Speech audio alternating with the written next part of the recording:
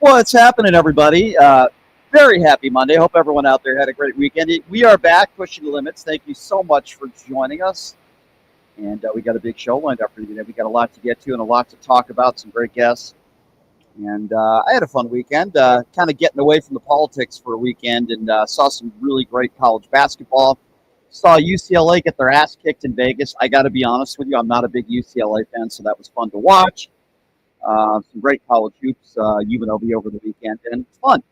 Great Sunday night. I don't talk a lot of sports on this show, but at least not lately. But great Sunday night football game last night. And wow, what a great Houston Detroit game. That was very entertaining. The NFL's awesome, man.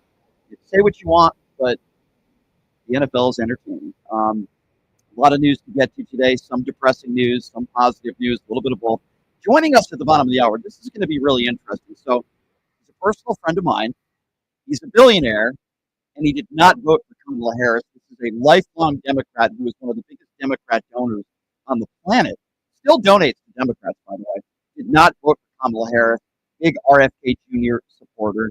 And I think I know who he voted for, and it wasn't Kamala Harris. But anyway, James Bloom is going to be joining us in the studio at the bottom of the hour. I am going to try to dissect his brain and figure out why. Why, as a lifelong Democrat, did you not vote for Kamala Harris? So we'll be talking about that, and he'll be taking some calls. He'll be joining us here in about 30 minutes or so. So, a lot of rumors circulating about Kamala Harris. Should Joe Biden step down? Before I even get into details there, I want to play this clip for you. So this is Jamal Simmons. He's on CNN over the weekend, and he says something that I really don't agree with, but it kind of started a you-know-what storm. Have a listen to this.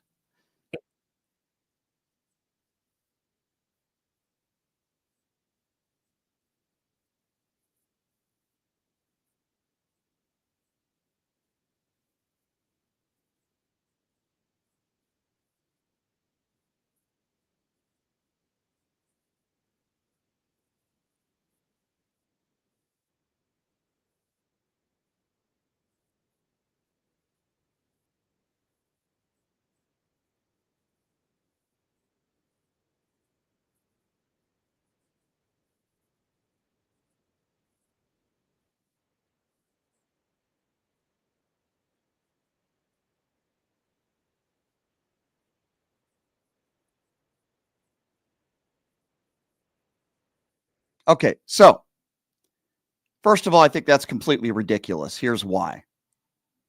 If we ever get in our lifetime a first female president of all time, this is not the way it should be done.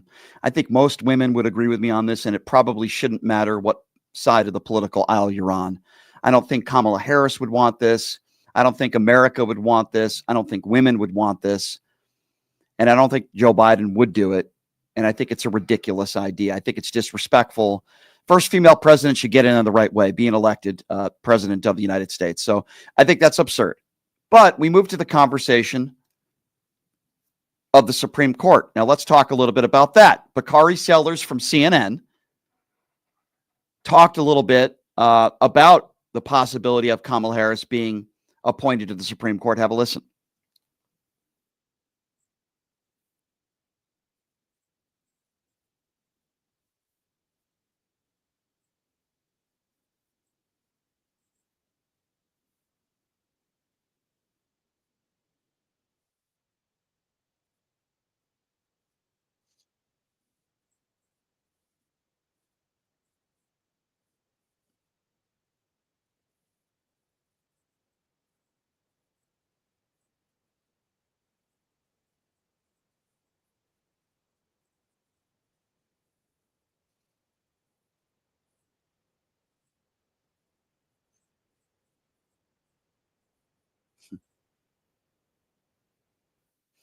So here's my response to that. First of all, I have a lot of respect for Bakari Sellers. I like him a lot, number one. Number two, there's a couple things that would need to happen in order for this to happen. Democrats have the majority.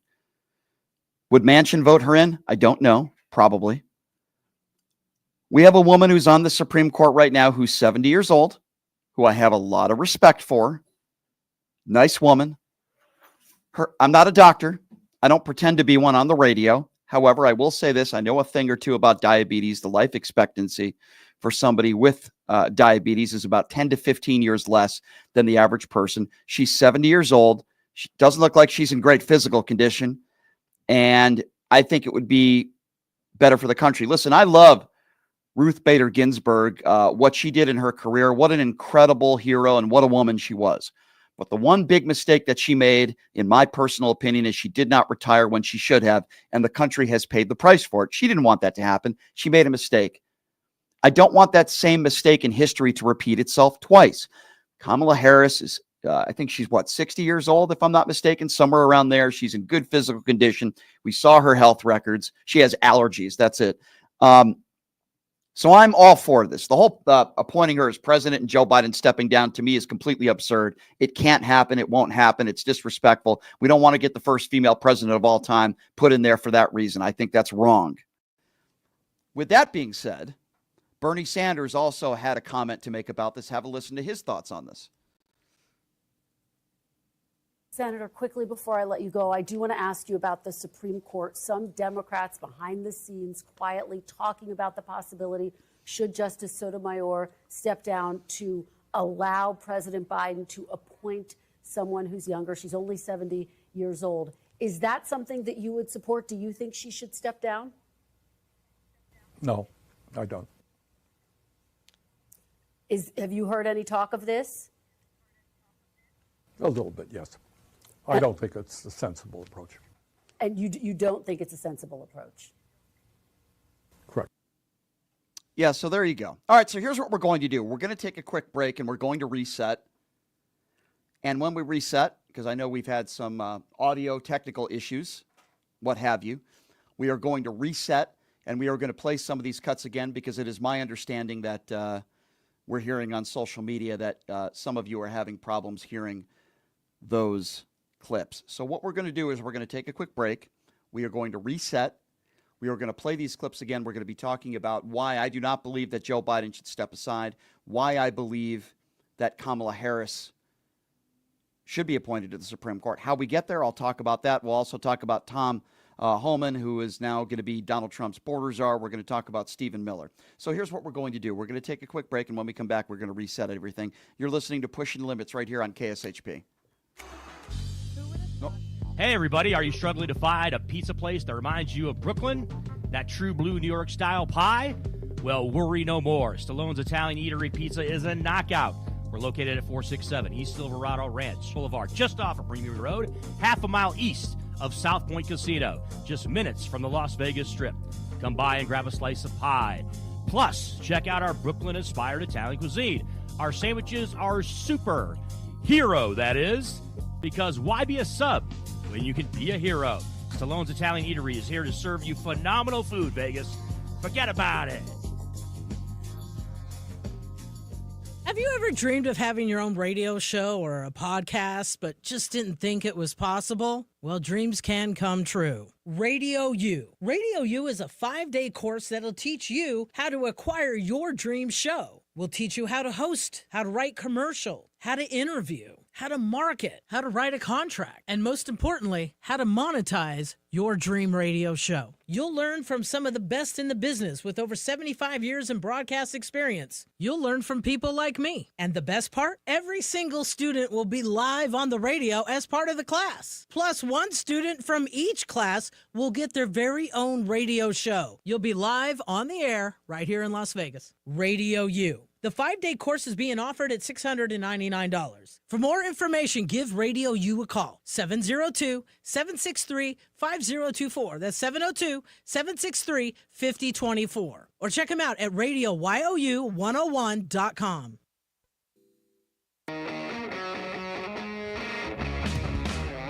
All right, welcome back. It is Pushing the Limits on a Monday. Thank you so much for joining us. We got Jay Bloom that's going to be coming up here at the bottom of the hour, one of the biggest Democrat donors in the history of this country, but he did not vote for Kamala Harris this time around. We're going to have a good discussion with him coming up in a little bit.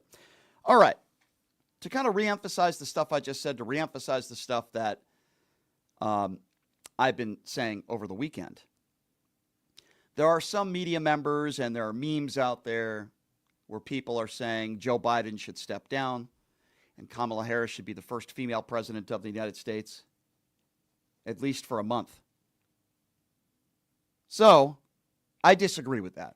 But what started this storm was a guy by the name of Jamal Simmons on CNN who brought this up. Have a listen to what he had to say. Is looking for. That is my question. I'll start with you. Joe Biden has been a phenomenal president. He's lived up to so many of the promises he's made. There's one promise left that he could fulfill, being a transitional figure. He could resign the presidency in the next 30 days, make Kamala Harris the president of the United States. Whoa. It would absolve her from being able to, from having to oversee the January 6th transition, right, of her own defeat.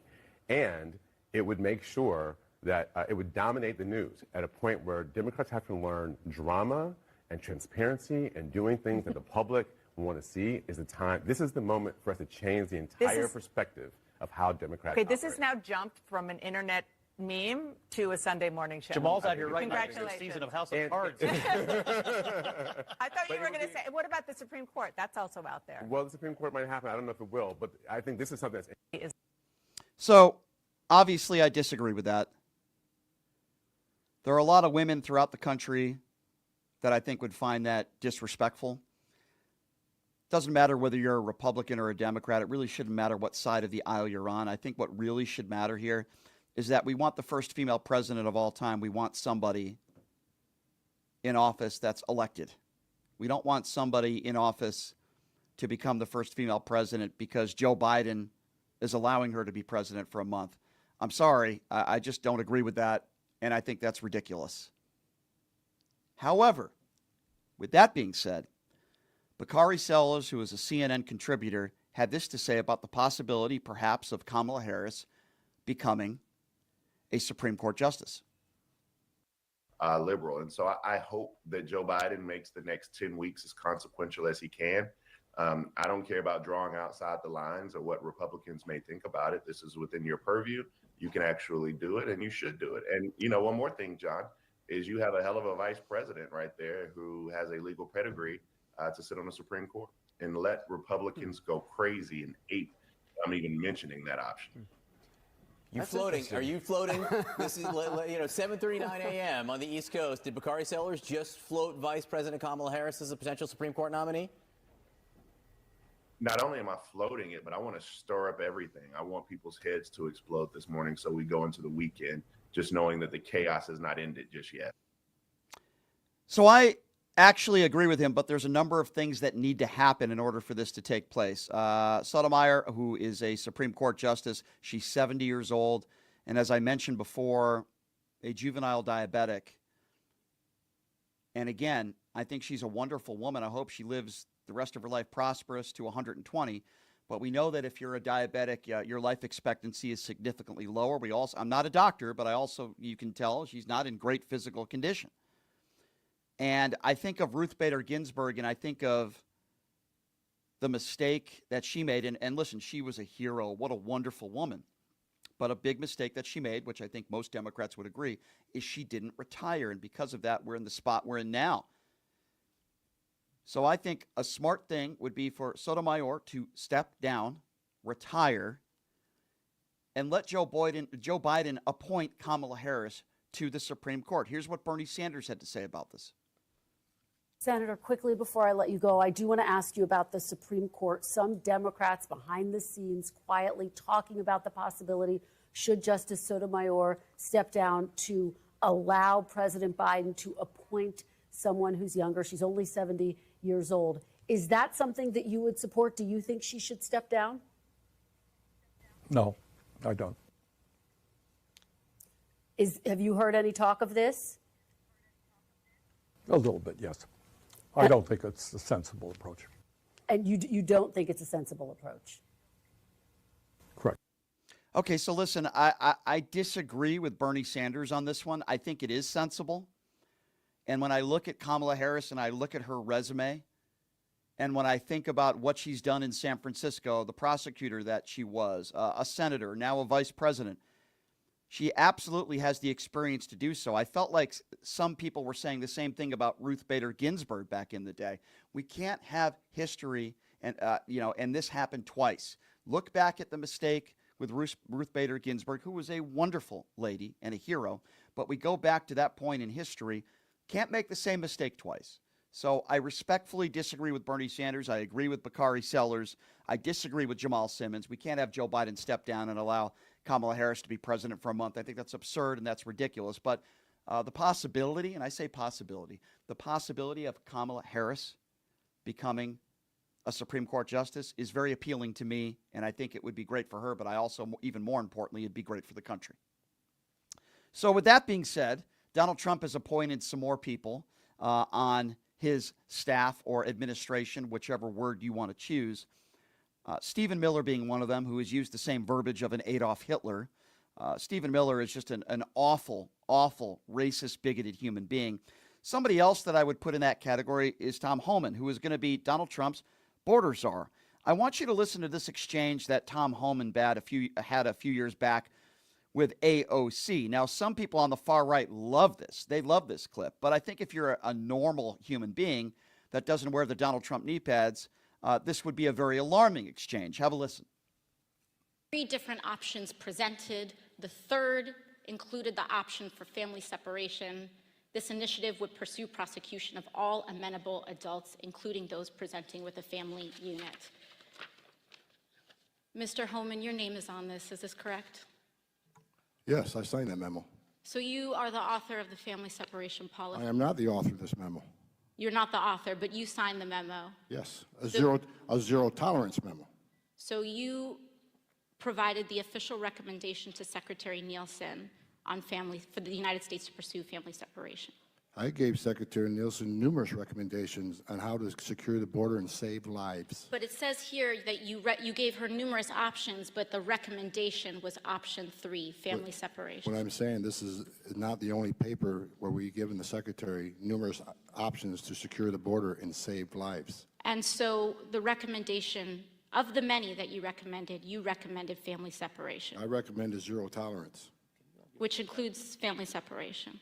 The same as is with every U.S. citizen parent gets arrested when they're with a child. Zero tolerance was interpreted as the policy that separated children from their If I get arrested for DUI and I have a young child in the car, I'm going to be separated. When I was a police officer in New York and I arrested a father for domestic violence, I separated that father Mr. from his Homan, family. with all due respect, legal asylees are not charged with any crime. When you're into the country illegally, it's violation 8 United States Code 1325. Seeking asylum is legal. If you want to seek asylum, you go through the port of entry, do it the legal way. The Attorney General of the United States has made that clear. Okay. Mr. Chair, the memo is... This is the guy who is going to be in charge to be the border czar. This is how stupid this man is. Let me explain to you what I am talking about. Let's assume, because he tried to compare those many people that are in this country undocumented, many of them are not violent criminals. Many of them are seeking asylum, wanting a better life for themselves and their families and their children for generations to come. He just compared some of those people to somebody who gets a DUI when it comes to family separation. So let me explain to some of you why this idiot is wrong. Now, let's just talk about a DUI for a moment. If you are charged or pulled over and you are arrested for driving under the influence, you don't hurt anybody, you don't kill anybody, you don't get into a car accident. In most cases, like a Justin Timberlake, for example, at the worst, you will be behind bars for maybe 6 to 8 hours. They'll wait until you sober up, and then you'll have a court date, and you are released back to your family.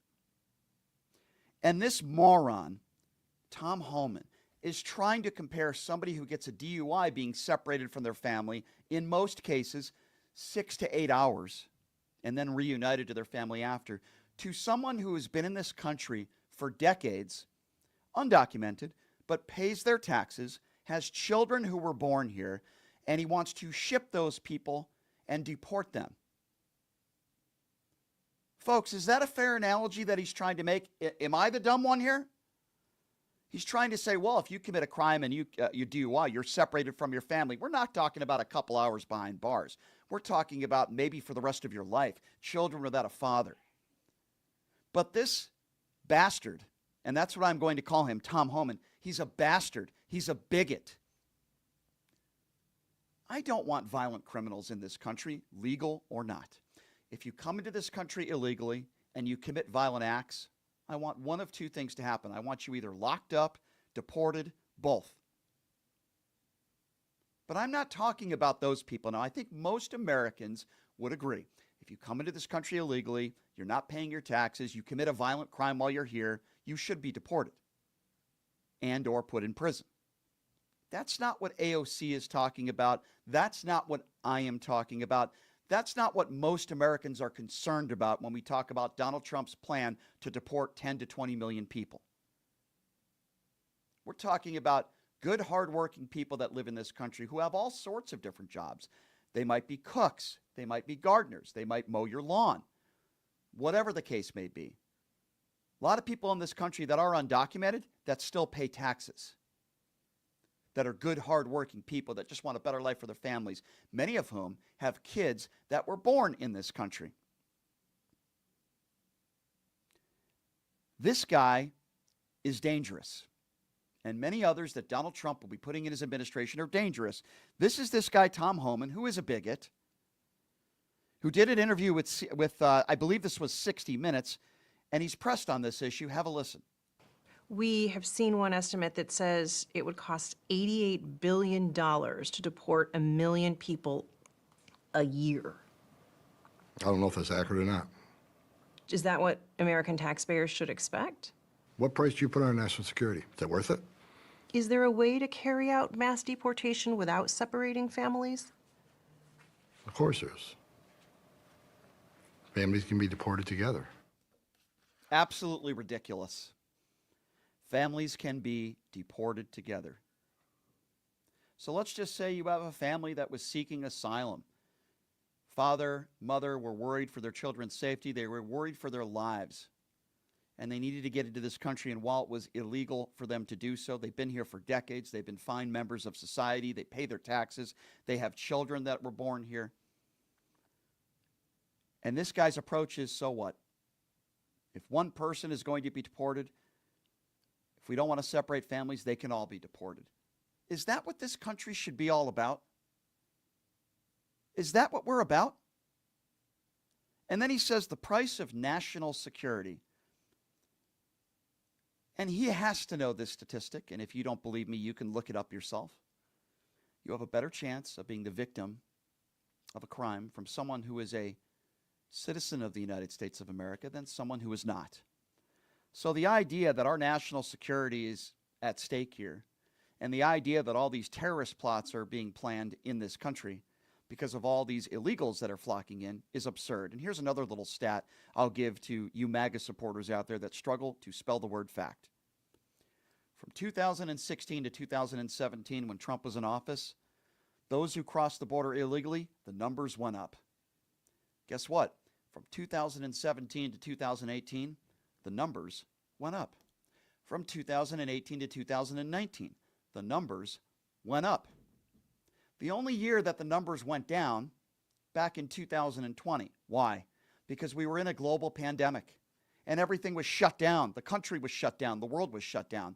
So Donald Trump didn't solve any of the issues. He didn't shut down the border. He didn't make the situation any better. The numbers rose the first 3 years of his administration. And right now, if you talk about illegal border crossings, they are lower now than before Donald Trump left office. But let's not let facts get in the way of your feelings, right? Let's not let that happen at all. And not only is this guy a bigot and a racist and a fool, and this is going to cost the economy boatloads of money, but he also is a guy that has no respect for decorum in Congress. Have a listen to him getting into it when he was testifying under oath. You were saying that. I wish somebody in Democratic leadership would say that out loud. Look, you want to know why there's 50,000 people in detention? You want to know why we have 1 million illegal entries in the United States? You want to know why we have these issues? Because you have failed to secure the border. You have failed to work with this president to close the 3 loopholes we've asked for 2 years to close. So if you want to know why this issue exists, you need to look in the mirror. You have failed American people for not securing the border and closing loopholes. Mr. Homan, Look, please respect the chair and the authority of the chair. The you have- time of the gentleman has expired. I've asked you politely to let me go beyond my time, and you let other people go beyond their time, but not to Tom Homan. He don't get me go beyond his time. Mr. Homan, we have This is approved a an circus. agreement This is a circus. between the Republicans and the Democrats with the ranking member. We increased the time of one witness, one member of Congress who was interrupted by a protest. That is done with the approval of the ranking member. Please respect the chair's authority. I respect the chair's authority, but the chair... Mr. Homan! You work for excuse me. I'm a taxpayer. I'm a taxpayer. You work for me. The witness will suspend. This is a guy can't even show proper decorum and respect while testifying in front of Congress. Should we be surprised that he doesn't respect those hardworking people in this country, some of them undocumented, that are good people, that pay their taxes and have kids, some of whom were born here? Should we be surprised that he doesn't respect those people either? Ladies and gentlemen, this is the guy who Donald Trump appointed to be the border czar, along with a guy like a Stephen Miller, who is going to be on Donald Trump's staff, who uses the very similar verbiage of Adolf Hitler. And if you don't believe me and you think I'm making things up, at MSG just a few weeks ago, Stephen Miller said, America is for Americans and Americans only. Back in 1934, Adolf Hitler said Germany is for Germans and Germans only. Ladies and gentlemen, that is not a coincidence. And he is implementing Project 2025 right before our eyes as we speak. Project 2025's proposals for reforming the country's immigration laws appear heavily influenced by those who helped execute Trump's early enforcement measures. Former acting U.S. Customs and Border Protection Chief Mark Morgan and former Immigration and Customs Enforcement Chief Tom Homan are the faces of Trump's polarizing policies. They contributed to Project 2025. These are the people that he's putting in place. These are the people that he's hiring. Project 2025 is being implemented right before our eyes. If you don't see it, you are complicit at a minimum. Or you don't want to see it because you don't care and you're a racist, like so many of these people in this country that say, make America great again. What they really mean is, make America white again. They don't want brown people in this country. Let me be very clear on how I feel on immigration. We have issues at the border. We have issues with people that overstay their visas. You'll never hear people talk about that because some of those people are not brown people. If you're in this country illegally and you commit a violent crime, I want you to go to jail. I don't want you to be in this country. We're not talking about those people. We are talking about hardworking people that pay their taxes, that have families here. You want those families separated? These are people that help the economy a great deal. Our economy is going to tank. You're going to deport 20 million people, many of those people who pay taxes.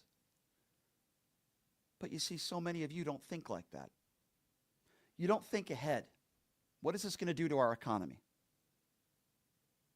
And I'll give you an analogy of what I'm talking about, these dumb Republicans that don't think.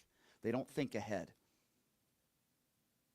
Project 2025, they want to ban abortion across the country. It can very well happen. We didn't think Roe versus Wade was going to be overturned. It did. And then in 20 states in this country right now, abortion is illegal. In some of those states, no exceptions for rape or incest. Let me ask you all a question. There are hundreds of thousands of kids right now that are waiting to be adopted. Still, in most of the country, abortion is legal. If we ban abortion throughout the country, there's going to be millions of kids that are going to be waiting to be adopted. Who's going to be adopting all those kids? Republicans don't think. They don't think ahead with their bigoted, racist views. And I tell you right now, Stephen Miller, there's a reason why he uses the same verbiage of an Adolf Hitler. And I feel the same way about Tom Homan. He is a racist, bigoted fool. And these are the people, along with Stepanek, who was another moron. And it just started, ladies and gentlemen. The hires just started. They are going to implement, many of which is in Project 2025. They are already getting the ball rolling. And we have Elon Musk that has been seen at Mar-a-Lago for days now, whining and dining with Donald Trump. This country is in trouble. All I can do is point it out to all of you and wake some of you up. This country is in trouble. And Tom Homan to be the border czar, I can't even imagine what some people are thinking. Hard workers that have been 20 decades in this country paying their taxes. Hardworking Americans. Yes.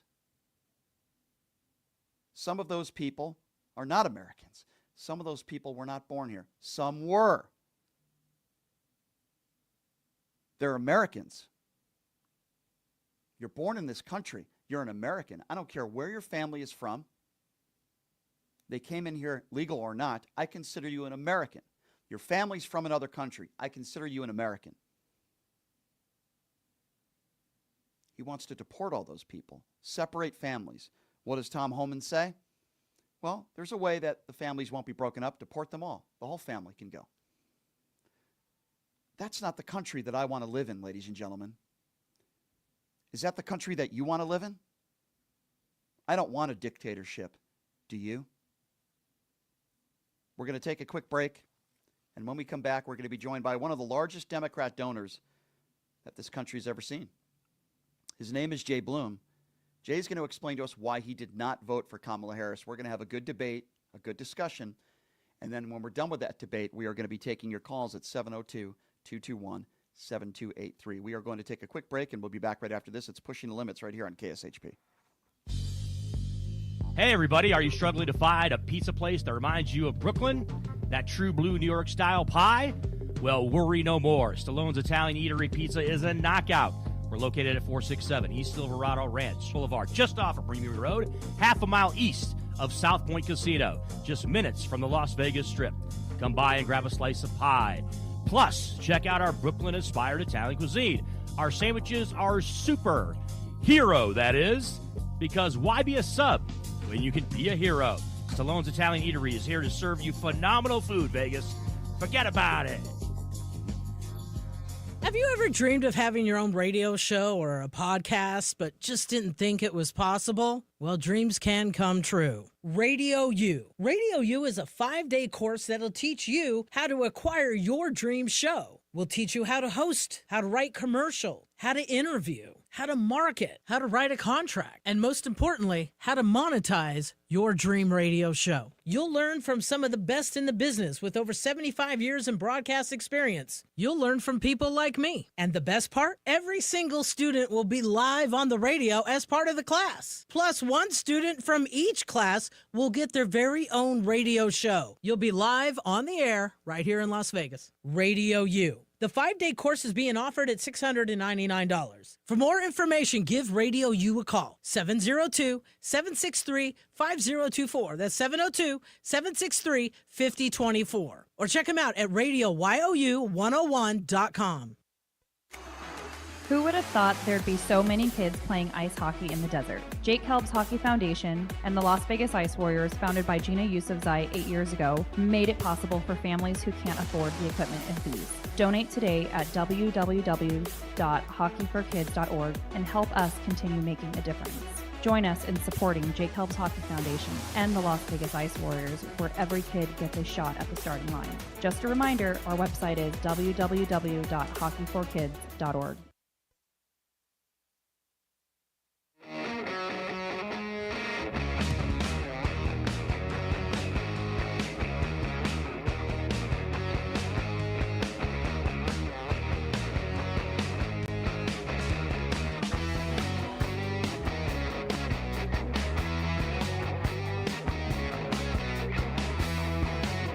All right, welcome back. It is Pushing the Limits. Thank you so much for joining us on a very busy Newsday Monday. Appreciate you guys joining us. Also, please check out the official gaming bar of the PTL radio show, Jackson's Bar and Grill, located at Flamingo and Jones. Besides the great promotions they have, like the Pass the Puck contest and chances to win a free bottle of wine. The more you play, the more you earn, and $50 free slot play on Sundays. Man, they also have some great food there. Some of the best lunches I've ever had. Check them out, Jackson's Bar and Grill, located at Flamingo and Jones. All right, so we've been talking a little bit about the prospects of could Kamala Harris be the next Supreme Court justice?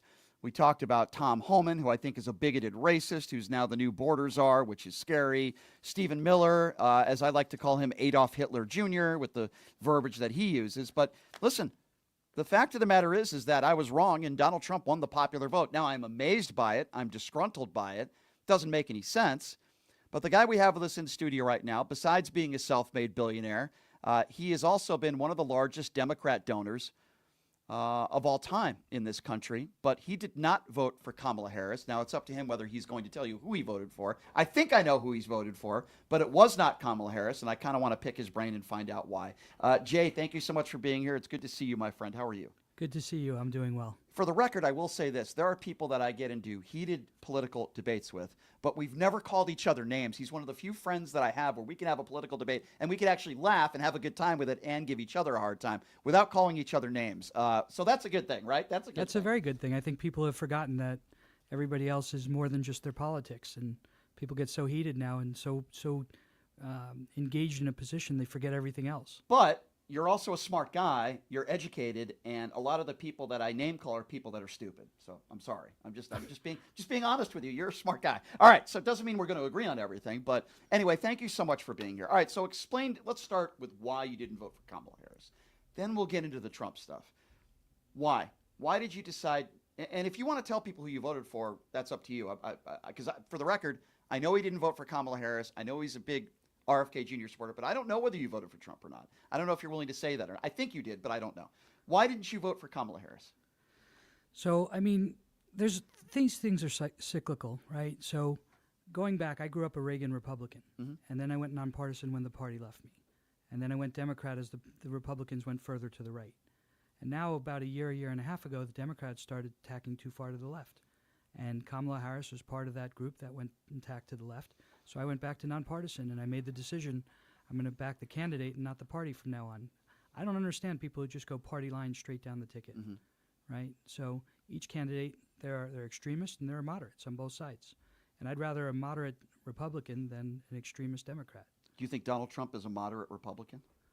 I wouldn't say he's a moderate Republican, but I wouldn't call Kamala a moderate Democrat. Okay, so let's start with Harris, and we'll have plenty to talk about with Trump. Like, give me an example of some policies that you think are way too far to the left that you disagree with. Well, I mean, started with defund the police. She was a part of that movement. What do you mean? But hold on. Not a movement, a policy, because I respectfully disagree with you. She wasn't in favor of defunding the police. What she was in favor of, and what Joe Biden was in reallocating funds from one precinct to another that wants better training. I wouldn't characterize that with defunding the police, just taking money away from the police. It wasn't from one precinct to another. It was from the police to mental health specialists. But mental health specialists are not equipped to address violent situations. I understand what you're saying. And then that morphed into let's have police-free zones. Well, I understand what you're saying, but let's stick with defund the police for a moment. It's not like Joe Biden's policy and Harris's policy. They've never said on the record, and they never implemented a policy that just takes money away from police. What they have done is they've moved money from certain precincts to others. Now, you can disagree with that. If you don't think that you don't agree with, then that's fine. But let's talk about that.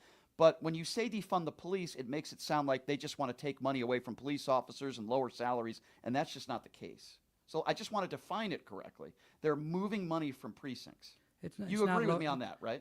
Well, not from precincts. They're moving money from police to mental health. And while I agree mental health needs for better more training, While I agree that mental health professionals need more funding, it shouldn't come at the expense of law enforcement. So you don't think they should be moving funds? You just think they should add more funds? Is that? And by the way, in some cases they have. But guess are the group of people that have not helped with mental health, not just with police officers, but in general? Republicans. Democrats have tried to pass bill after bill after bill when we talk about gun control and other issues facing the nation when it comes to health care, by the way, and we'll get to that. And Democrats are the ones that seem to want to push, and I'm with it, more mental health, more money to help those that are mentally ill. Jay, I agree with you, but it's not the Democrats that are taking money away from mental health. It's Republicans. Just look at their voting record. Well, we're talking about taking away money from the police and law enforcement. Right, but we're talking about reallocating funds for police. You're saying you disagree with that. And that's just fine. that's one of several policies. Okay, so we'll agree to disagree on that. I wouldn't define it as defunding the police. I would define it as allocating funds from one area to another. But go ahead, give me something else. I'm also concerned. I was concerned about her position on Palestine and Israel. She seemed more favorable to the Palestinian people, and I understand the victimization of the Palestinian people, but they're not the victims of Israel. In my opinion, they're the victims of Hamas, who use them as human shields. But it's like the far left have taken the position that history starts on October 8th, and they completely ignore the provocation of October 7th, and they blame Israel for defending itself. I've never heard Kamala Harris say that she blamed Israel for defending themselves. What I've heard her say is what Joe Biden has said, and by the way, I agree with them, which is, and by the way, I think you'll agree with me, very complex and difficult situation. It's horrible what's happening there. But they've said constantly, Israel has the right to defend themselves. Kamala Harris said in a debate, so did Joe Biden. Israel has the right to defend themselves. We would do the same. But they also have a responsibility. Now, I'm not saying this is easy, Jay. This is a very complex situation for any president, by the way, for any administration. I do agree that, listen, Rashida Tlaib's and the Ilhan Omar's, there are some within the Democrat Party that might have some anti-Semitic tendencies, for lack of a better term. I don't believe Kamala Harris is that person. So I understand you have some issues with the Democrat Party, as do I. But if we're strictly talking about Kamala Harris and Joe Biden gave Benjamin Netanyahu more artillery than any president in history. This is a horrible situation, and I think you'll also agree with me. It doesn't matter whether you're an innocent Palestinian child that dies or an innocent Israeli child that dies. It's horrible. The innocent loss of life is terrible.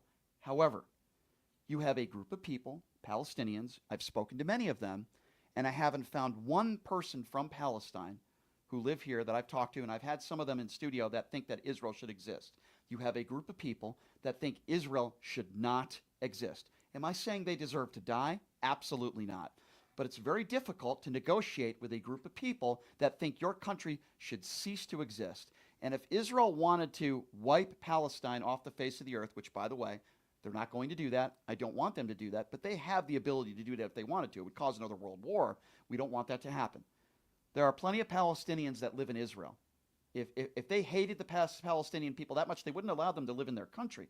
I'm not saying I have all the answers. It's a very difficult situation. It's a very nuanced problem. Yes. And in that regard, you have some people in Gen Z and millennials whose sole source of information is a 20-second TikTok video, and they're out there protesting in support of Palestine, in support of Hamas. Right. Right. Well, anybody who supports Hamas is a complete imbecile. Okay, right? But there's people that don't understand the difference. Well, listen, I agree with you, but that's a whole nother can of worms. And by the way, those are people that are not supporting Kamala Harris, by the way. Those are people that are protesting. I don't think you're going to find Republicans at pro-Palestine rallies. Well, there are people that were protesting Joe Biden and Kamala Harris outside the DNC that were pro-Palestinian people. But anyway, but you talk about misinformation. Last statistics I heard were almost 3 out of 4 Republicans still say Trump won the 2020 election. And this is where we get into Donald Trump, doesn't democracy matter to you? In a sense that I understand you might not like some of Kamala Harris's policies, which is a fair conversation to have. Well, but and, this and is we a man haven't who finished still that conversation. So before we switch over to the next topic, right?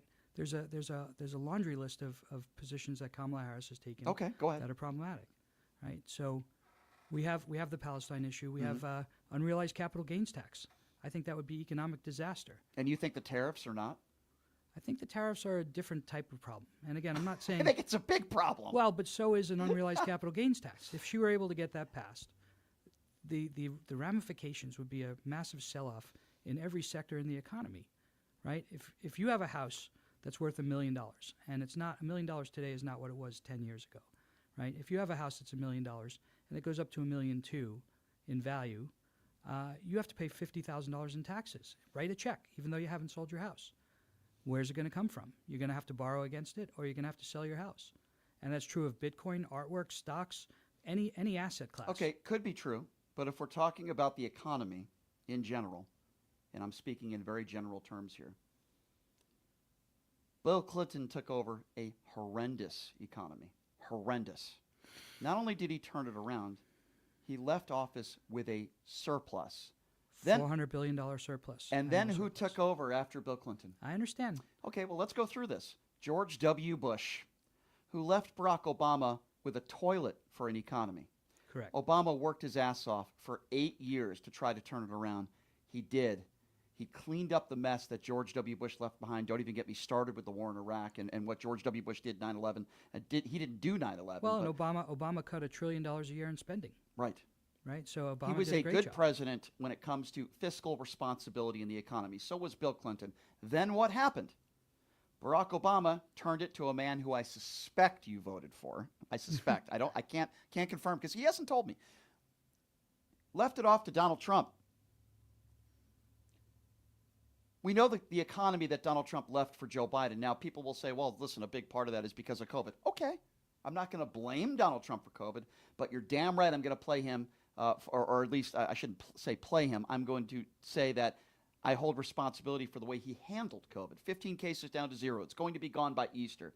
It was a disaster, and Barack Obama left him a plan on how to deal if we face a global pandemic. What did Donald Trump do with that? He threw it away just like he wants to rip up parts of our own Constitution.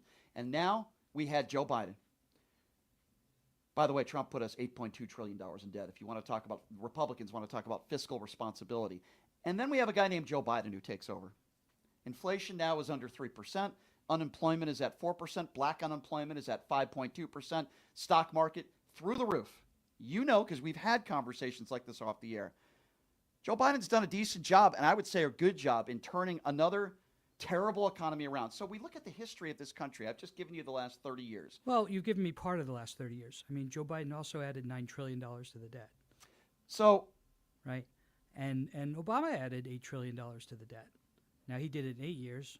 Trump and Biden did it in 4 each, right? So, but I mean, there's a trend here, and that trend needs to change, or this country's going bankrupt. Then why wouldn't you vote for the trend that has been working, which is Democrats cleaning up the mess that Republicans leave behind? If you want to talk about trends, which I just proved, why not vote? No, you didn't prove it, because the last data point in your trend is $9 trillion in debt, or $8 trillion in debt. I don't think added it's by that Joe high. Biden. I think it is. I don't think it's that high. I'll have to look that Double up, and check maybe that. somebody can call us and ask us how much debt Joe Biden got us in. And if that, I don't know the answer to that. I'm not going to sit here and lie or pretend like I know the answer, because I don't. What I do know is that Trump got us $8.2 trillion in debt in 4 years. And you look at all the earmarks, for lack of a better term, of what Biden has been able to do with inflation, what Biden has been able to do with the unemployment numbers. And I think it's admirable. The reason, yes, the metrics that you provided are accurate, and the economy's doing well in those areas. But we had a point where inflation was 8-9%. Why? Why do you think that is? Well, the problem is real wages didn't keep up with that. So people's buying power didn't keep up with the cost of inflation. Now inflation's leveled, and it's down to under 3%. And I'd like to think that some of Joe Biden's policies help lead to that, where we are at now as a country. And I think a lot of people are ill-informed when it comes to where the numbers are at. Now, I know there's people in this country. That's why people are struggling. Well, I know that real wages didn't keep up with the inflation during Biden's term. I know that there are people in this country. And you have Kamala going on news interviews saying that she's going to continue the same. What would you do differently than Joe Biden? Well, first of all, the way so she's going to do a lot differently than Joe Biden. The way she answered that question. She's not going to be president. So the question, that's different. The way she answered that question on The View was a poor answer. Okay, but she wanted to. She's obviously not going to be able to implement it, because we have Hitler Jr., Stephen Miller, that's going to be in charge of policy. But anyway, that's another story. But listen, we can go back and say what Harris would have done: 28% taxes for those that are making under $400,000 a year, which is a stark contrast to Joe Biden. She wanted to lower taxes more for those making under $400,000 a year, and she wanted to tax the rich, the top 1% more, people like you. All right, so I hear some of your criticisms of Harris. I respectfully disagree with that characterization of it, but you're entitled to your opinion on it. Okay, that's fine. What I've told people is, and a lot of people have called in and even said this, is that this race is more, or was more about policy, not more about policy, but more about dignity, the threat to democracy, the fact that Donald Trump writes love letters to evil, murderous dictators. To me, it's more than just that. Doesn't bother you. You have a nice family. You have a lovely wife. You have a nice family. Your son's been in studio here, right?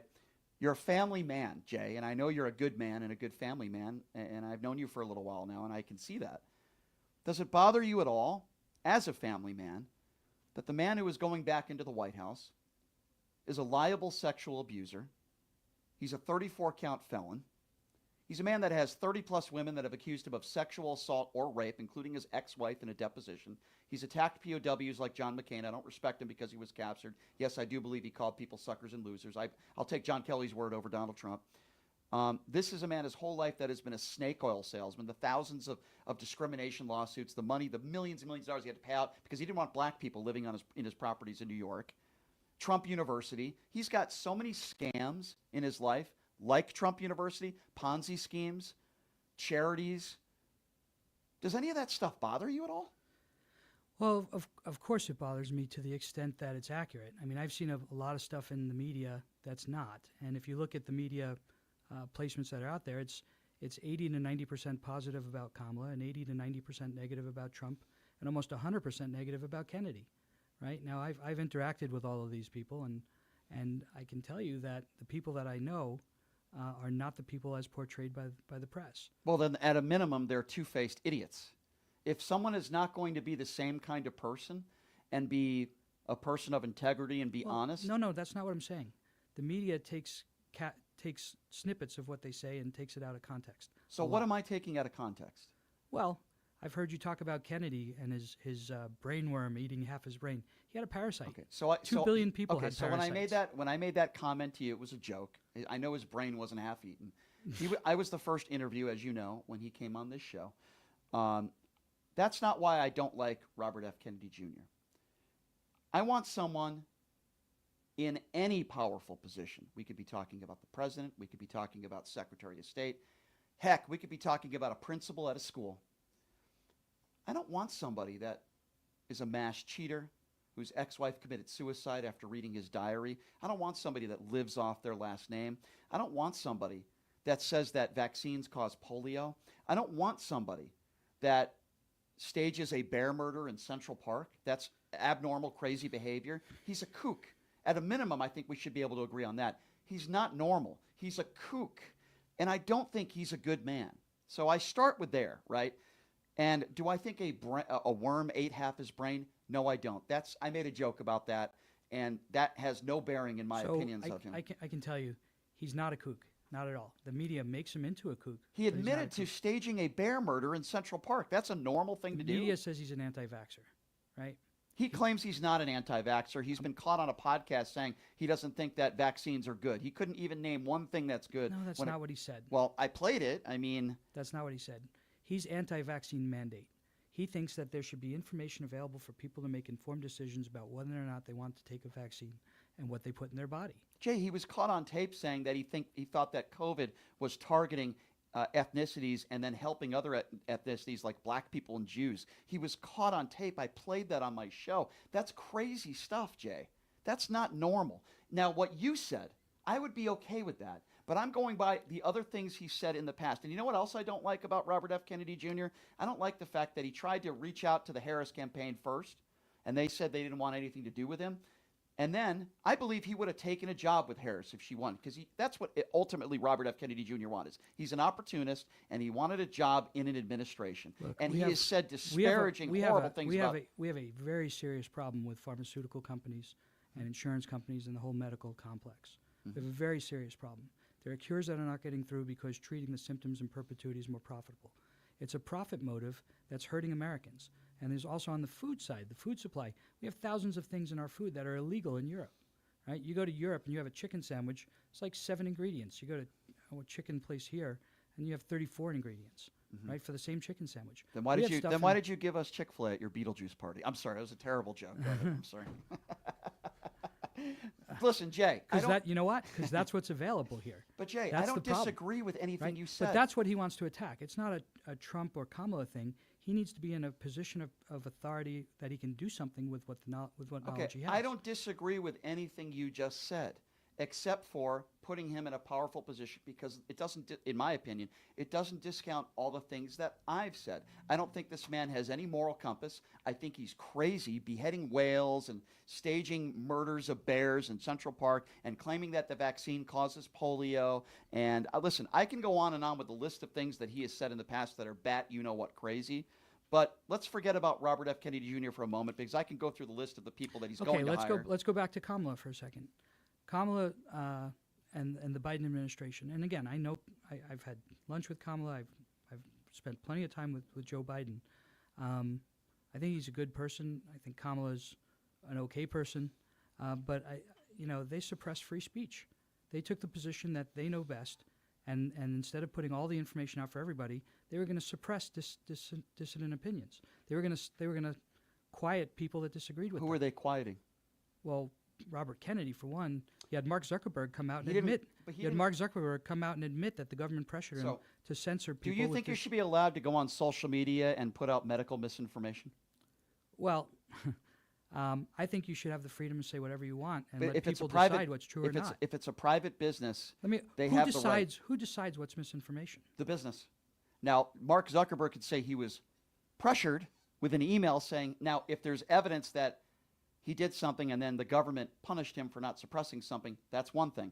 But the government has the right to say, hey, we would recommend that you don't do this because it can cause harm to people. It can kill people. Whether it's Joe Rogan talking about horse dewormers or whatever the case may be. Now, if you want to go on a sidewalk in public and Robert F. Kennedy Jr. with a bear head in his hand wants to say how horrible the vaccines are and they cause diabetes, which they don't, he has the right to do that.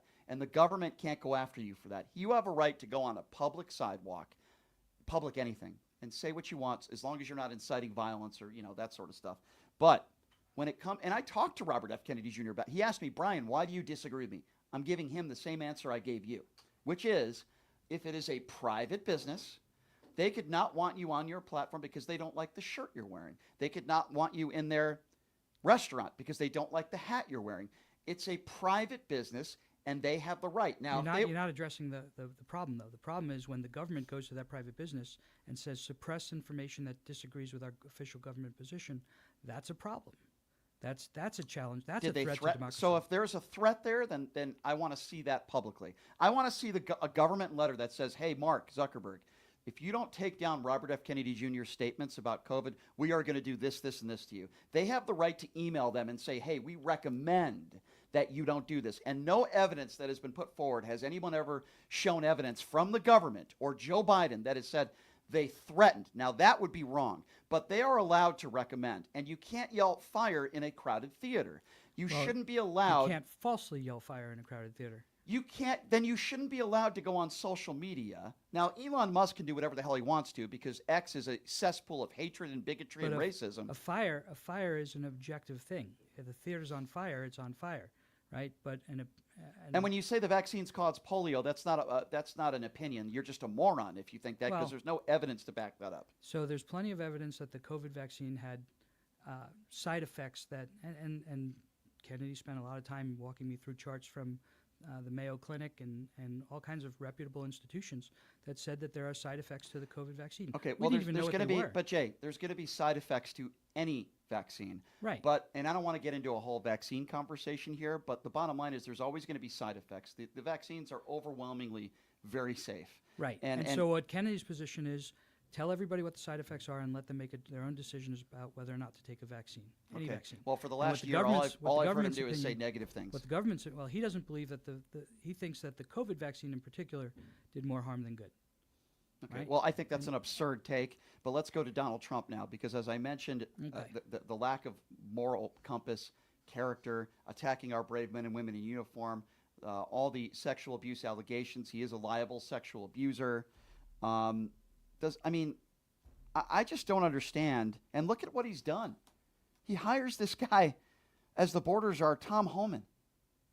Wants to deport 20 million people. They are implementing Project 2025 as we speak. That's going to be horrible for the economy. So I think that's more rhetoric for the base than, because it's just impracticable, right? You can't deport 25 million people. Or so he's lying then. Once again, he's lying and he's saying he's going to do something he's not going to do. Look, on January 21st, is the war in the Ukraine going to be gone? Or because he said he was going to end it in 24 hours. I don't know. He's already talking to Putin about how to end that war. Yeah, allegedly. We don't know that for sure. I'm sure he's been talking to Putin probably for a very, very long time.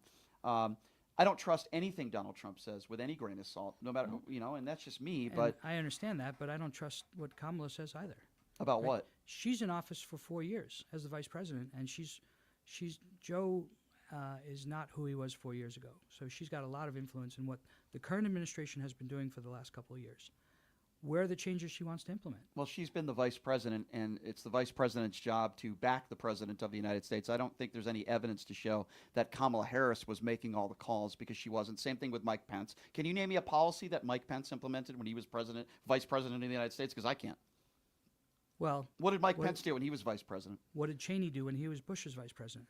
So Cheney, I think, was more influential, but when I start talking about the war in Iraq, I start with George I'm just W. saying a vice president does have the ability to be influential, and with the current administration, you have Joe Biden, who's not who he was years ago, and he's subject to influence by the vice president. Okay, well, that's a great thing then. So if Kamala Harris was influential in Joe Biden's decisions, fantastic. I look at where the economy is right now. I look at violent crime that's down 30% across the country. I look at where we're at as an economy. I look at the unemployment numbers, the gas prices, the inflation. Right. You're making my argument for me then. Kamala Harris no, had some great policies then, if that's what you're making claiming. a self-contradictory argument, though, because you How? said she made a mistake by saying she'd continue to do the exact same thing that I didn't like the way she... No, but because the reason why I didn't like the way so she is answered she that... continue Biden's policies, or is she some gonna of do them, something well, it's irrelevant now, but some of them, sure. But she talked about the taxes, and the 28% tax for those making under $400,000 a year. There are certain distinctions. I think, like many Democrats today, I like her policies, her opinions, similar to Joe Biden on gun control. By the way, they had the most bipartisan gun control bills put on the books for decades. The bipartisan infrastructure bill, which they were able to get done. I like her thoughts, and it's obviously not going to happen now. But the bipartisan border bill that she wanted to get back to the table and put it and implement that. But you didn't vote for her. Are you willing to say who you voted for? Come on. One of the things that makes America great is our secret ballot process. I think you voted for Donald Trump, but I don't know that for sure. But I'm very worried, Jay, about the future. I'm very worried. And I'm worried about a group of people, and I'm not talking about all Republicans when I say a group of people. I'm not talking about you. When I say group of people, I'm talking about... Well, to be clear, I'm not a Republican. I know that. I'm nonpartisan. But I'm worried about a group of people like the Stephen Millers, like the Tom Homans, like the Laura Loomers of the world that I think he will hire. And I'm very worried because these are not serious people. These are dangerous people. There's a reason why half of his administration didn't vote for him. There's a reason why so many that worked for him voted for Kamala Harris, because they knew him best. I understand you've had some dinners with him, and that's better than most people. But these people knew him better than you. The John Kellys of the world, 5-star generals, his former vice president, people that worked alongside him, that have warned what a threat he is to democracy. He is not one for customs and norms, right? So anything that's not codified as a requirement, if it's not convenient to him, even though it's been a common practice for the past 200 years, it doesn't matter. But I don't see January 6th as, well, that just wasn't a norm. I see it as a despicable, and I think you'll agree with me, embarrassing day for the country that happened because, and I don't care what Donald Trump said that day, whether he said protest peacefully, don't care. January 6th doesn't happen if he doesn't lie about the 2020 election. Jay, you know this. We've talked about this. Donald Trump did not win the 2020 election. Yet he still won't concede. Kamala Harris picked up the phone. She conceded and she congratulated him. Joe Biden, who I think you know Joe Biden, a decent man, not only called to congratulate Donald Trump, but invited him to the White House. This man has still not conceded the 2020 election. Yeah, I don't know that he ever will. Yeah. All right, well, let's open up the phone lines because I want people to chime in on this. Listen, I get people that disagree with me sometimes. I'm sure we'll get people that disagree with you, but I want people to be able to chime in and ask you some questions. I have right? no doubt. All right, let's do it. So the number to call if you want to be a part of the conversation is 702-221-7283. And again, that number to call if you want to be a part of the show, 702-221-7283. Jay is a stand-up guy because he's willing to sit here and take your calls whether you agree or not. All we ask is that you're respectful. So basically the opposite of me. That's what I'm asking you to do. 702-221-7283 is the number to call. We're speaking with Jay Bloom. He is one of the biggest Democrat donors in the history of this country. Did not vote for Kamala Harris. He doesn't mind me saying that, but I don't know who he voted for. Even though I think I know who he voted for, I don't know who he voted for. He did not vote for Robert F. Kennedy Jr. That I do know because Robert F. Kennedy Jr. is not running for president. 702-221-7283 is the number to call if you do want to be a part of the conversation. All right, well, I want to get right into it, and I want to take some phone calls. So let's do that right now. And let us start off with Paul. All right, Paul is first up on PTL. Hey, Paul, what's going on, man? Hey, how you doing, man? Hey. Hey, you know what? It saddens me, and I love that you talk to different points of view. And for your guest, I voted for Trump in 16, and I was a Republican. The fact that I know a lot of women that have been sexually abused, and that almost half of this country didn't see rape as a reason to disqualify him is horrifying to people that I know in my life. So what would your guest suggest that I tell them? That it's all just fake news, that a jury of his peers found him liable beyond a reasonable doubt with enough evidence that was presented, that's the lamestream media and it never happened? What am I supposed to tell women in my life that are horrified that people like you still dismiss that he's a rapist because of the price of gas? What am I supposed to tell them? That's a fair question. I can only speak from my personal experience. So I have a number of businesses, and I've had, a handful of lawsuits and litigations, and I've seen courts come out with decisions that are indefensible, just not based in fact. I mean, I was found liable for unregistered securities for a company for securities that were exempt from registration. So you're making the case that you don't think there was enough courts evidence. Courts are fallible. Okay, so you're making the case that you don't think there was enough evidence that E. Jean Carroll was sexually abused. So if that's your opinion, which you're entitled to, and I would respectfully disagree, what would you say to the other 30 women out there, including his ex-wife who testified under oath in a deposition that he raped her? Look, Are all these other women lying? All I'm saying is that I don't have enough information on their cases to draw my own conclusion, but I don't have unwavering confidence in the judiciary. Paul, what would you say to that? That's just, so then why do we have a court system? Because this is what's happened. What Donald Trump has done is the same thing that the mustache man did in Germany. He has been pushing fake news, fake news, fake news, fake news. Everything's rigged if you don't like it, if you don't want to agree with it. If we don't even trust the justice system, why do you think that women don't come forward and report rape cases when, and respectfully, people like you just go, well, what happened here, so it's not true. I didn't see the evidence. You're right, because you weren't on the jury, nor did I. But if we don't trust the court system, what do we have? Because if Trump goes in there and just says, well, I'm just gonna tell everyone on January 6th they're all going to be free. He's saying F the system. I mean, if we don't have checks and balances, how do we have a country? I think the court system is broken. I think we need to get the court system to a place where we can trust it. Because you're right, that is an important feature of our government, but I think it's broken. And I've seen it firsthand. I've seen it with other people's cases. I don't know enough about his case, and I'm not just going to blindly believe in the court system from my own personal experience. And then I'm not on the criminal side, but I've seen people on the criminal side as well that have had just crazy outcomes. I know a person, when he was 13, he fooled around with a 12-year-old girl. They waited till he was 18, arrested him, charged him as an adult. He pled it out, and they agreed to treat it as if it was dealt with in the family court when he was a minor. Mm-hmm. The judge accepted the guilty plea but rejected the sentencing, 2-year suspended sentence, and then he can withdraw his plea. She sentenced him 4 to 10 years in state prison for something he did when he was 13. Now, it got overturned, and it got appealed and overturned, and they let him out. The Supreme Court said a minor can't commit a felony. They can only commit a delinquent act. And a delinquent act doesn't become a felony on their 18th birthday. But he spent 3 years in jail because the judge didn't know what she was doing. I understand we can take some anecdotal evidence and say, well, this person, happens a lot. Okay, well, it happened with the Central Park Five, didn't it? And Donald Trump put out an entire page in the New York Times saying that they deserved the death penalty. They were proven innocent based on DNA evidence. Donald Trump has yet to apologize. In fact, he's doubled down on the Central Park Five. So if anybody is doing what you're saying and making assumptions, it's Donald Trump. All I'm simply saying is he was found liable for sexual abuse, which is true, a jury of his peers. And if you don't believe it or you don't think that it happened, what's your definition of a peer? What's that? What's your definition of a jury of his peers? What took place in New York? Yeah, but what makes them his peers? Because geographically they live in the same town? Well, attorneys had the right to choose who they wanted to be based on jury selection.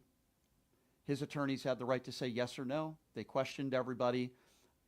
It was a jury, and if you're making the case that the jury must have been biased towards Donald Trump, again, I go back to somebody's history. Look, right? I'm not here as an apologist for Donald Trump. Mm-hmm. Right? He certainly has his flaws.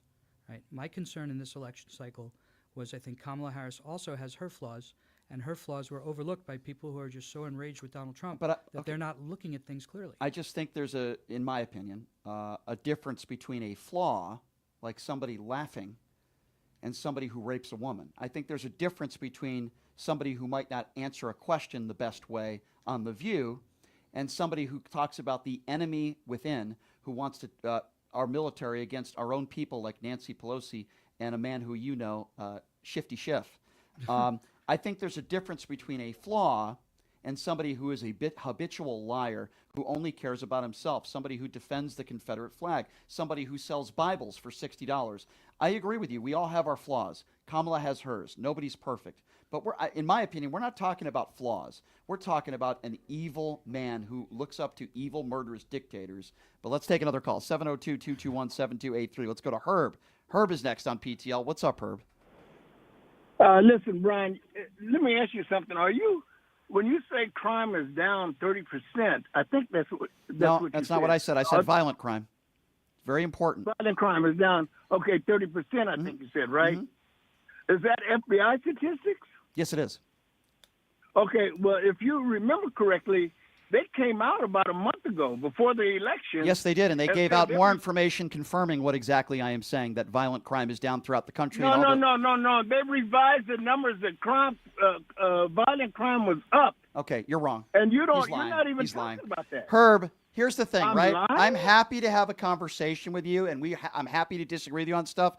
Violent crime is not up across the country under Joe Biden. You are ill-informed, and you have absolutely no idea what you're talking about, and I'm not going to debate you on something. It's like somebody calling into the show that says the earth is flat. It's not worth having a conversation with you, Herb, when you absolutely don't know what you're talking about. Violent crime is Brian, down under Joe Biden. Okay.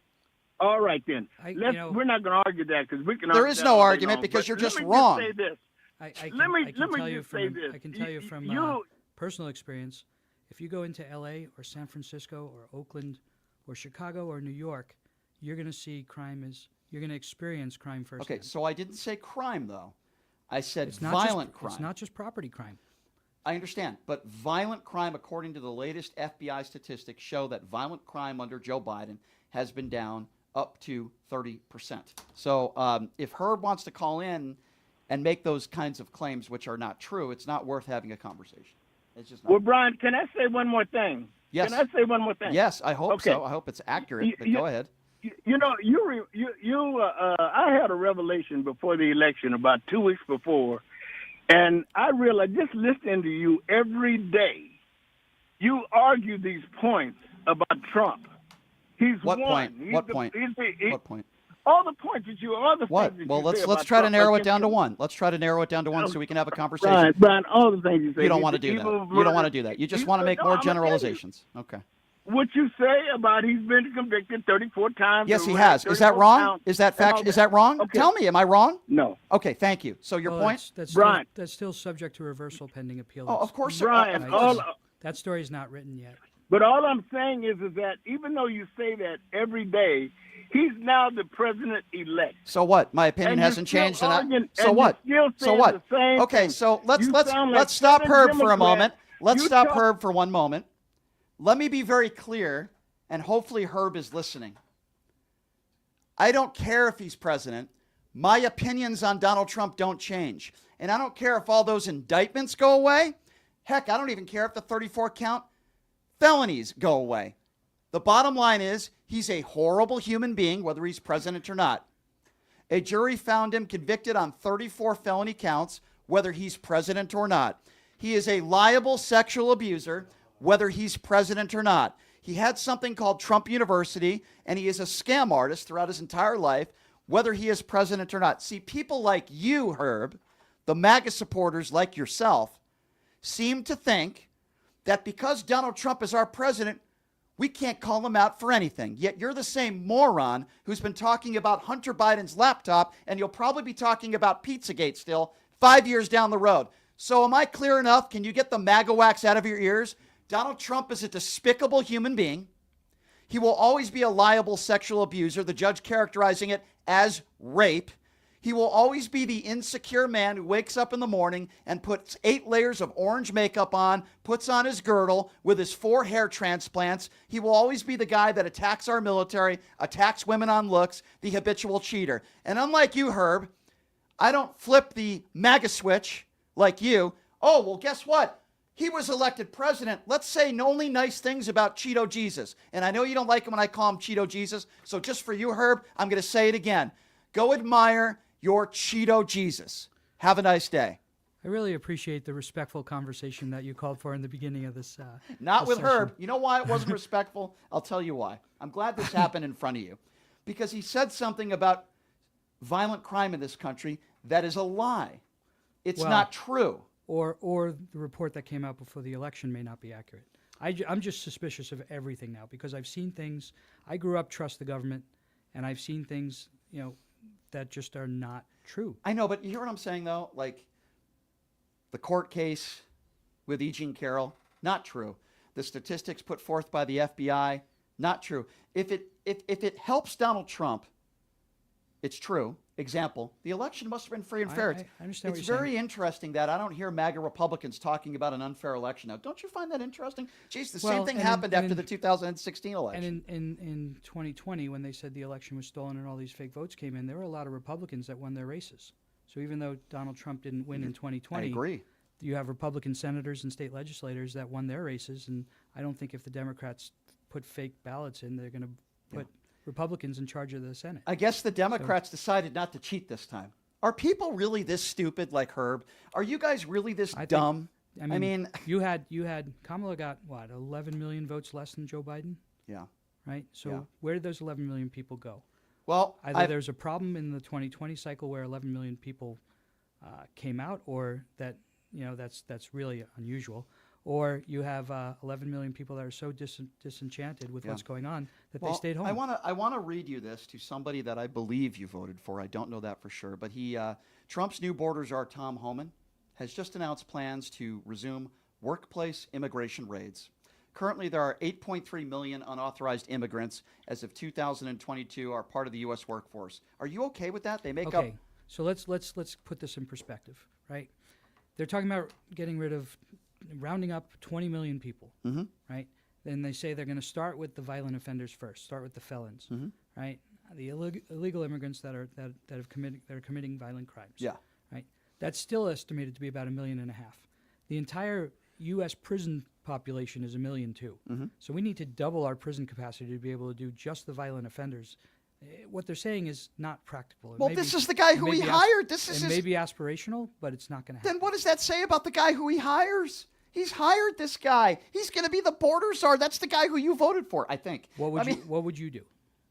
Here's what I would do. Pretty much the opposite of everything your guy would do. And when I say your guy, I say Donald Trump. So do you open Here's the what I would do. borders and No. welcome in? No. Here's what I would do. First thing I would do is to get Republicans and Democrats back to the bargaining table. It's not going to be perfect. Both sides aren't going to get everything they want, but let's start there. Let's get this bill passed. Why?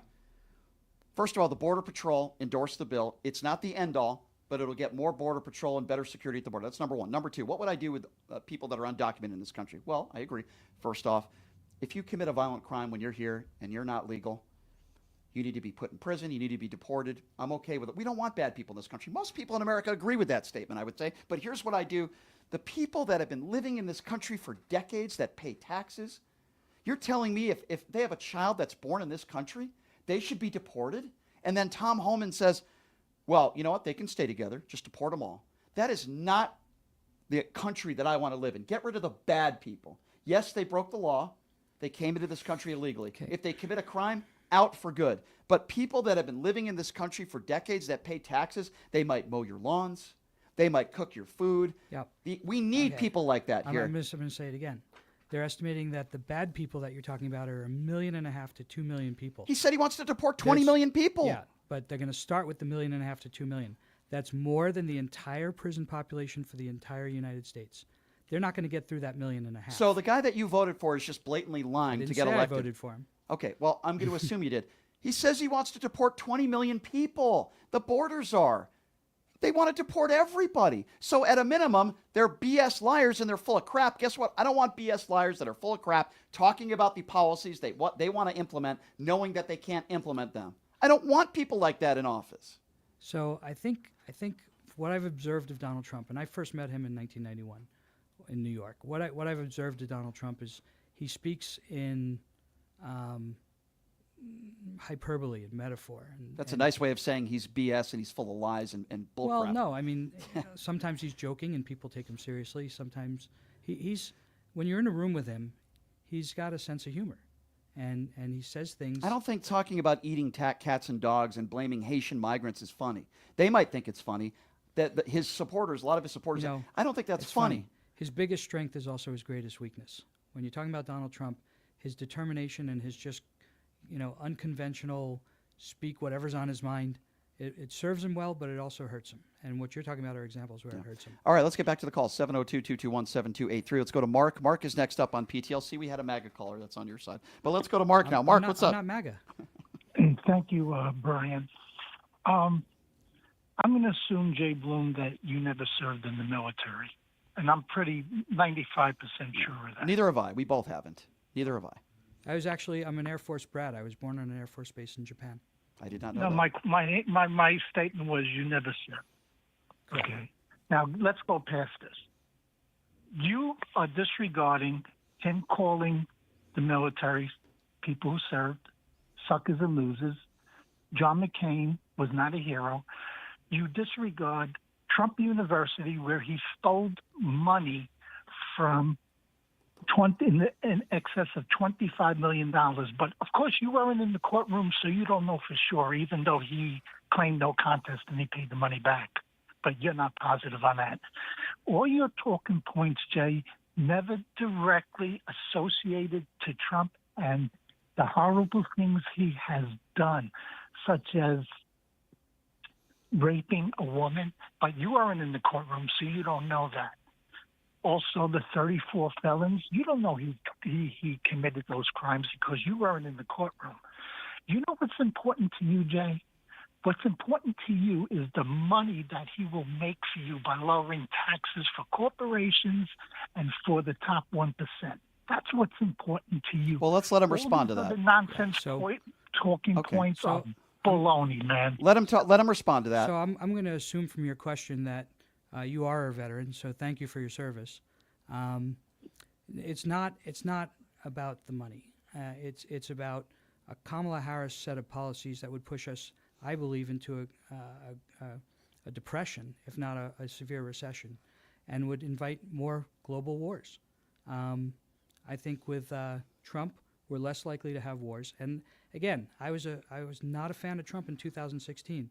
I did not vote for Trump. I voted for Hillary in that election. Mm-hmm.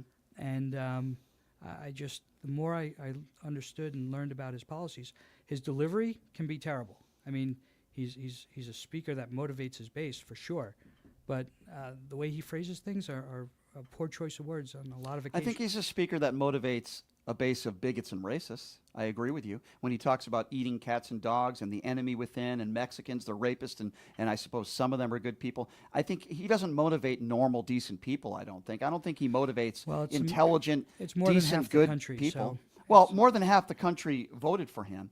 But I think his base of supporters, his base where he said I could shoot somebody on Fifth Avenue and they would support me, are extremely ill-informed, uneducated people. I stand by what I said. And when you look at white males and white women... What percentage of the population do you think that base represents? So impossible for me to give an exact percentage on that, but I would say at least, and this is just my opinion, and I'm just throwing this out there, I think at least 3 out of the 4 people, and by the way, that voted for him, are...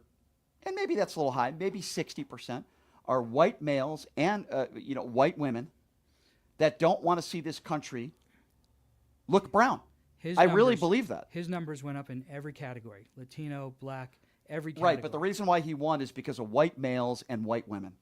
But again, his numbers went up in every category, every race. Well, that's not true. He lost 3 million votes since 2020. He lost 3 million votes. He has less support when you're talking about people who went to the voting booth now than 4 years ago. Now, Harris lost 17, the Democrats lost 17 million, so I'm not saying it didn't happen on the other side either. But if you're making the case that he has more support now than he had 4 years ago. I disagree based on the numbers. But the numbers say that he went up in every category. But he lost 3 million votes. But he still went up in every category. Well, if you want to talk about the races or, of people that voted for him, sure, if you're talking about categories. But if you're just talking about pure votes, he lost 3 million votes. So I wouldn't sit here and say that he's more popular now. He's not. He lost votes. But anyway, let's see what you guys think out there. 702-221-7283. Let's go to Bev. Bev is next on PTL. Hey, Bev, what's up? Hey there, Brian. Thanks for taking my call. Sure. My question for Jay is, if I believe right, you said at the beginning of this that with the New York case against Trump, the legal system is broken. Is that right? I think in general the legal system is broken, and I just don't blindly accept court findings because they get reversed a lot, and there's a lot of influences on judges and juries. Okay, and here you just took me into my next point. I was going to ask, was it also broken when the judge in Florida dismissed his documents case, which I think is the most important one, so that she can get into his administration? It's entirely possible. I mean, again, that may be another example to his favor, but another example of a broken judiciary.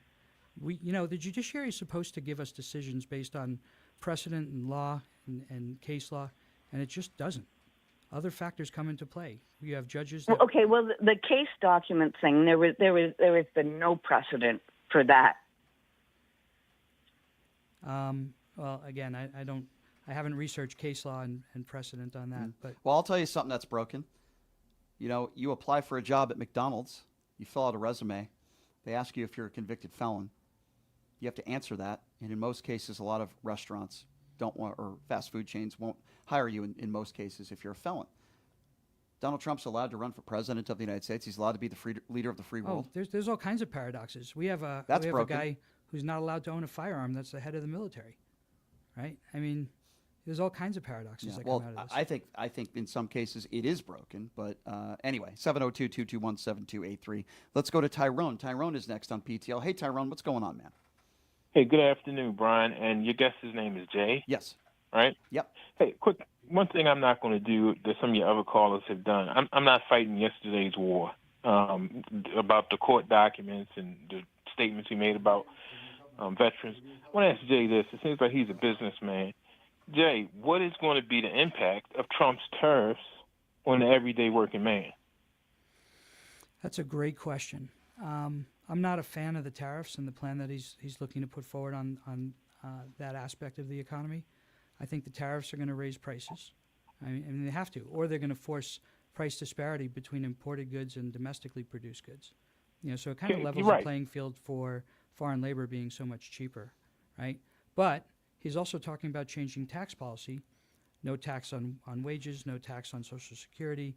No tax on tips. You think he's going to implement that? Let's give him a month. Let's see if he can do that. I think he is. Okay, I don't think he will. I think he is. So, Jay, let me ask you this. If his policies bring real wages up, that'll offset the tariffs. Let me ask you this. No tax on tips, which is marginal at best. No tax on Social Security. No tax on, I forget the other stuff. How do you fund the government? Well, that's what he's using the tariffs for. It's interesting. Okay. Back in 2000, hang on a second. Back in 2000, I was a co-chair of a congressional committee on tax reform, and it was Billy Towson and Dick Armey, two congressmen, and they were looking to sunset the tax code. This is 25 years ago. They wanted to get rid of. Dick Armey wanted to do a flat tax of 15%. Fill out your tax on the back of a postcard. Here's what I made. Here's 15%. Billy Towson wanted. I remember that. Billy Towson wanted to get rid of. He was a congressman from Louisiana. He wanted to get rid of taxes altogether, eliminate the IRS, and implement a national sales tax of 1%, administered by the states. It was revenue neutral, and now you're collecting taxes on the underground economy. You're collecting taxes on tourist consumption from overseas, right? And it was revenue neutral. I'd rather pay 1% on consumption than the income tax that I have to comply with now. Well, consumption tax can be regressive to poor people. First of all, second of all, let me say this: you have a better tax plan than he has, because tariffs have never been intended to raise revenue. They are intended to encourage fair trade. You can't raise revenue off of tariffs. I mean, you cannot fund the government off of tariffs. They're No, I used agree. to encourage I agree. I think fair the tariffs, trade. tariffs are paid by the American citizens that are consumers. They're not paid Exactly. by the foreign So- government. So I'm gonna push them to abandon the tariff plan and look towards the sunsetting the tax code plan from 2000. If you donate $10 million to his campaign, he might listen to you. And Brian, let me say this. Brian, let me say this. I know my time is short. The reality is we cannot fight yesterday's war. Yeah. The best weapon that we are going to have to take Trump down is his policies. Absolutely. Agree. Him getting in office. Getting in office is going to be the enema. I am going country to, let me needs. tell you something, my friend. I'm going to talk about that every single day, and we are going to do a countdown every day of day one. The war in the Ukraine is still happening. Day 2, day 3, I'm going to have a clock on how many days it takes for that war in Ukraine to end. I'm going to have a clock for him. He's going to fix the problem in the Middle East. I'm going to have a clock. Tax on ticks. Tips. Ticks. Did I say ticks? Tax on tips. I'm going to have waiters and waitresses call in Vegas. Hey, are you still getting taxed on your tips? Every day I'm going to do that and hold them to account. But you mega morons out there are going to make excuses and curl yourself up into a pretzel like you always do when you call into this show. 702-221-7283. Darlene is next. Hey, Darlene. Hi, Brian. I'm not going to be disrespectful, but Jay, I have a question for you. Uh-oh. Sure. I'm a 63-year-old girl from Oklahoma, a poor girl that lives in a trailer. Have you ever lived in a trailer, or have you ever been poor? Let me ask you a question. Every time Brian says something, you're like, oh, you're defending Trump. That's all you did on this whole show is defend Trump. Don't sit there and tell me that you're not a MAGA. And you're a billionaire MAGA that don't give a crap about the poor people, just like Trump does it. Wow, she's giving it to you, Go Chad. ahead. I don't know if that was a question, but No, I'm happy to respond I to want that. you to be honest. Be a man and tell us. She's Are questioning you your getting manhood. a tax break Okay. from Trump? No, I never lived in Are a you trailer. getting a tax break from Trump? Just be honest. Yeah, no, I expect that he's going to give a tax break. I expect Okay, he's going to restore the tax when I breaks that he can't pay provided my before. rent when it gets in wintertime, and let me tell you, my husband and I, we worked all our life until I got the wheelchair 20 years ago. Do you think they helped me when I was in a wheelchair? They didn't even give me my SSI or anything. I don't even have a ramp at my trailer house. 20 years ago, A Bill ramp. Clinton was in office. Because Oklahoma won't even help me because they're red. They're Republicans that don't give a damn about any of us poor people. And it makes me mad. And I don't try to be disrespectful to you because you seem like a nice man, but you're just uninformed. You know, there's... You're uninformed. Did you know that Trump made fun of handicapped people? He did do that, Do Jay. you know that? I saw that. Do you know that? I'm And in again, a wheelchair. I'm Do you going hear me? to say it again. I'm not here as a Trump Okay, apologist. Trump does things that I You don't know like what? either. If you're a good man, send me some money to build me a ramp so I don't have to pay the man up the hill in the trailer park $20 to help lift my husband and him lift me up into a trailer. Well, Darlene, let me start by see, saying... you don't know what that's like. Let me start by saying this, Darlene. And by the way, I appreciate you calling in, and I'm sorry. I really am sorry about your situation. Yeah, there's a lot I of people. care. There's a lot of people in need and hurting. Yes. in this Darlene, country. I'm sorry you're going through what you're going through. I feel your frustration, hopefully not at Jay, but at Donald Trump and his administration. You're right. Jay is a good, decent man, and we disagree on a lot of things. But here's what I would tell you, and here's what I've tried to do over the course of the last week, right? Nobody's more anti-Trump than me. Maybe Melania Trump, but that aside. Darlene, you got to do the things in life that make you happy. It could be going to the park, feeding the birds. It could be having a nice meal with a friend or family member. For me, it was going to basketball games over the weekend. There are a lot of people in this country today that are very upset like you. Everyone's situation is different. Take a deep breath. Live your life. I hope you enjoy listening to this program. I'll try to do the best I can. I always like different points of view. But I'm just telling you, from a human being to another, I hear you. I feel your frustration. And that's part of the reason why I do this radio show, to talk to people like you, because I want to hear from you. And you will always have a platform on this show Darlene, and I do appreciate your call. 702-221-7283. Let's go to Jeff. Jeff is next on PTO. Man, she really gave it to you, Jay. Well, Holy I mean, smokes. I think there's a story about how people don't appreciate what they have, right? So she's not in a big house; she's in a trailer. But there are homeless people that would love to have her trailer. She is in a wheelchair, but there are people that can't walk that don't have a wheelchair, right? So it's appreciate what you have. You may not have everything, but she has something, and I think she's lost the appreciation for what she does. Yeah, I mean, I don't want to speak for her. You're right, though. There are always people that are in worse situations, but at the same time. So to your point, find what you enjoy to do and spend your time doing that instead of just being angry at the world. Yeah, I mean, I like calling MAGA idiots. That's what I enjoy Respectfully. to do. Yeah, respectfully.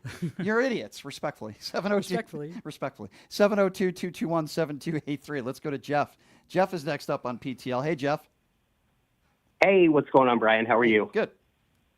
Hi, Jay. Hi, Jeff. Listen, it is very tough to listen to you, Jay. Uh-oh. It is clearly about the money, so I don't know why you would ever suggest that it's not about the money.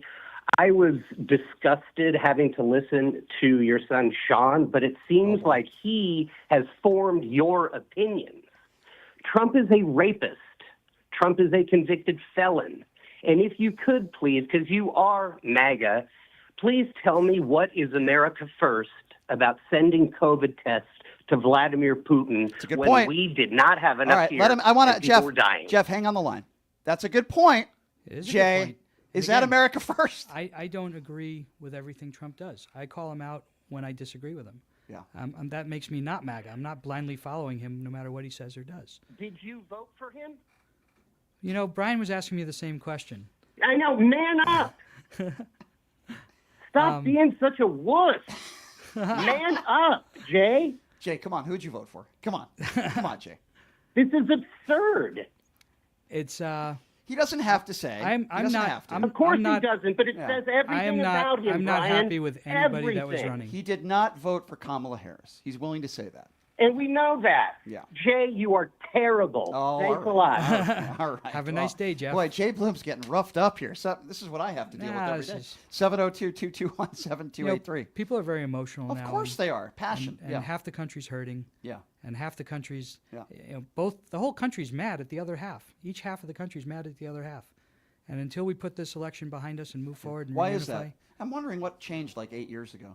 I'm wondering, we always had disagreements, right? You know what? What changed, Jay? Tell me what changed. It goes back more than 8 years ago. It goes back to when Rupert Murdoch. It goes back to the birther fairness, issue? the fairness doctrine being repealed by Reagan, and media not having Jay, to it provide wasn't equal it- time. Jay, there's a reason why I brought that up. I agree with you. I understand what you're saying. I don't discount that. But Well, when we have Trump entered the political world, he divided this country more than ever.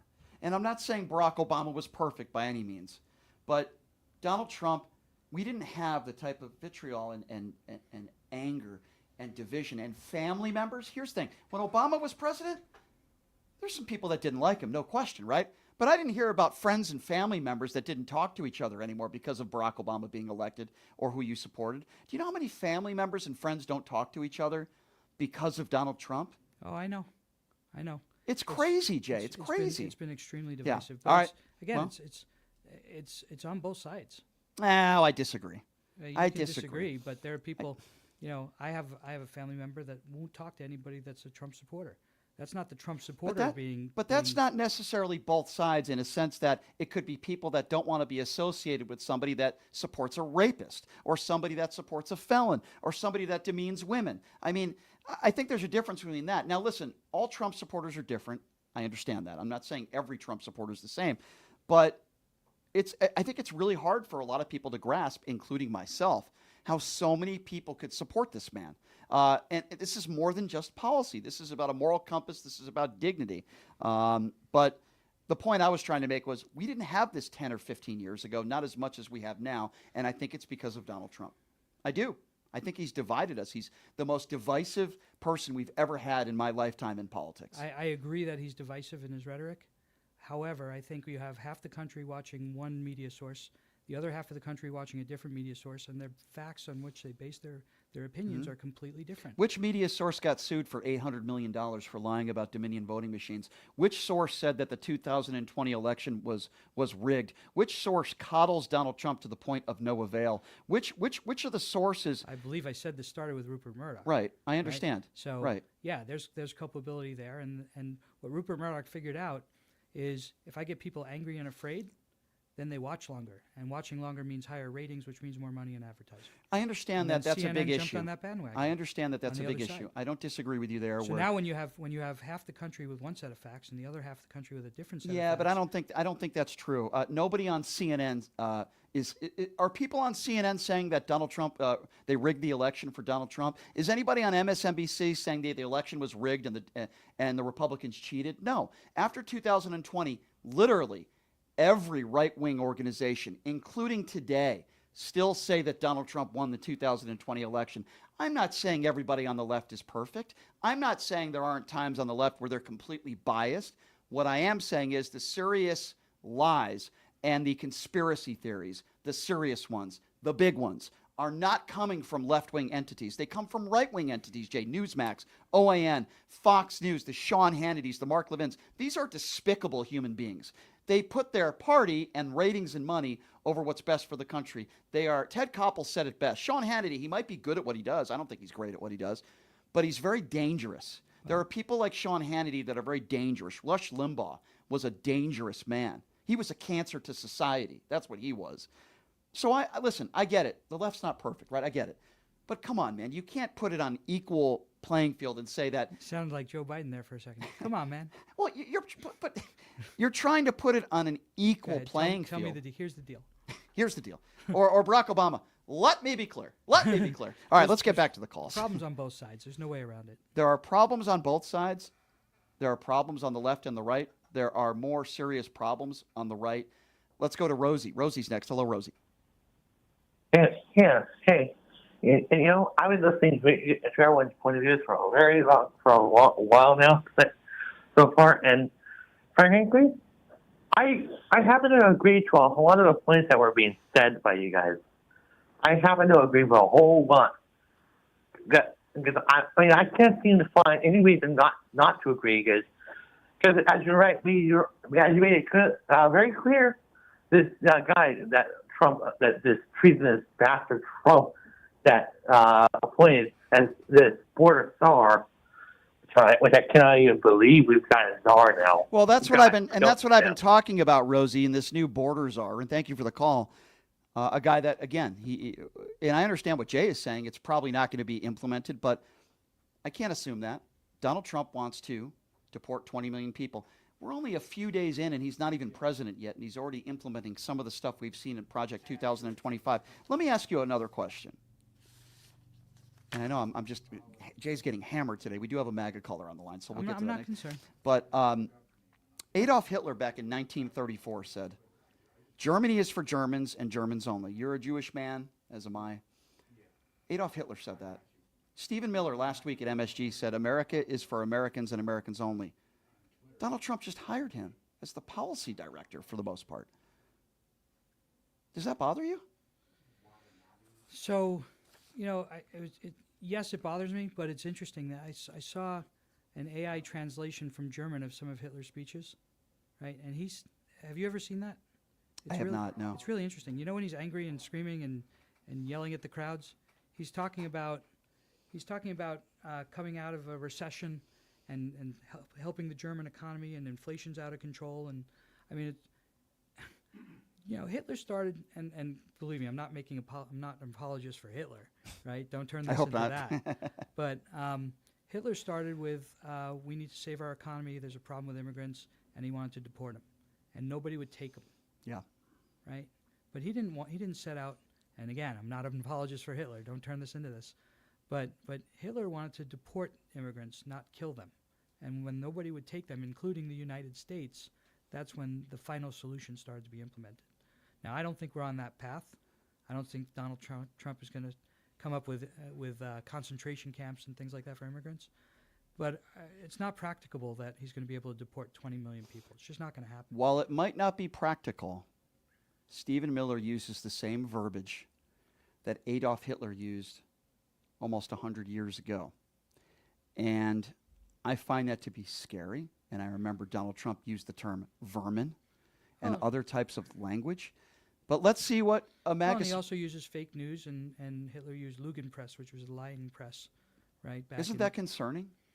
But they also talking about bringing down inflation. They talk about immigration. Well, they can talk about it. They also talked about building a wall, and Mexico's going to pay for it. And they talk about a lot of things. They also talked about hiring. I know, by the way, I know how to build a wall and have Mexico pay for it. Well, we can talk about that later, but he also talked about hiring a special prosecutor to go after. Donald Trump talks about a lot of things that he won't fulfill. At least I hope he doesn't. All right, let's go to MAGA Patrick. MAGA Patrick is next up on PTL. Hello, MAGA Patrick. Thank you for showing me that respect, Brian. I appreciate that, man. It's not respect, but go ahead. Well, I take it as respect. Okay. Take it as a compliment. I'm sure you would. But we could really do a whole show on all the misinformation that you share to your fellow listeners on here. And I'll tell you this. Donald Trump did get more votes than he did in What did I say that's misinformation? I think he's telling you. I just said that Donald Trump did get more votes. How many did he get? How many did he get? How many he did in? How many votes did he get? They were still counting votes days ago. How many votes did he get in 2020? Hey, they are surpassed 73 million. He got 372,005. Right now, we're at 74,223, and they're still counting That's votes. not true. He didn't get 73 million in 2020. Where are you getting that information 74. He got 74 million in 2020. He did not get 74 in 2020. They're talking about 74 now. What are you talking about? What are you getting your information from? Newsmax, you dope?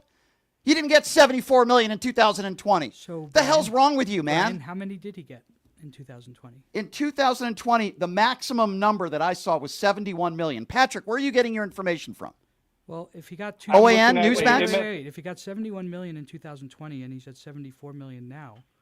Right, but he's saying he got 74 But million you said in he lost 3 million. He But got the numbers you gave me.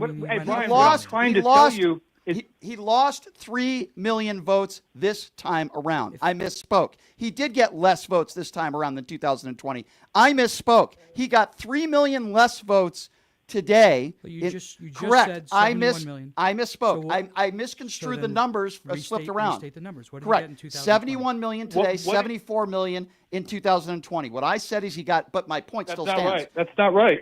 That's not right, Brian. You're misinformed. So tell me, what are the right numbers? He got more votes. Got around 70. He got 74 in 2020, and he just surpassed that 74 number. 71 million in 2020. It's not true.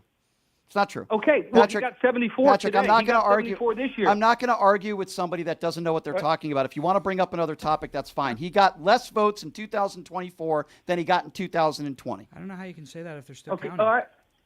As of right now. Let's do as this. Of right now. Let's go back to the crime data. In September 2024, the FBI released a press release where they quietly revised the 2020 of September stats showing that September crime actually stats. went up 4.5. Exactly. You're going by 1 month of stats. I'm going by the entire tenure average together of Donald Trump. You dope. I'm not talking about a 30-day span, you idiot. I don't remember you interrupting Jeff like that.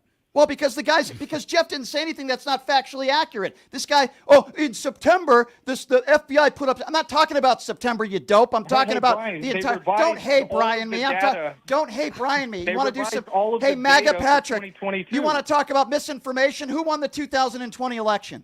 Fair and square. Free and fair election. Who won? I'm still questioning where No. those 11 million votes You just don't. You disappeared answer. to. Where'd those 11 million Hey, votes go to, Mr. Brian? Misinformation. I'm going to ask you. Brian. Hey, dope. I'm going to ask you one more time, Mr. Misinformation. Answer the question.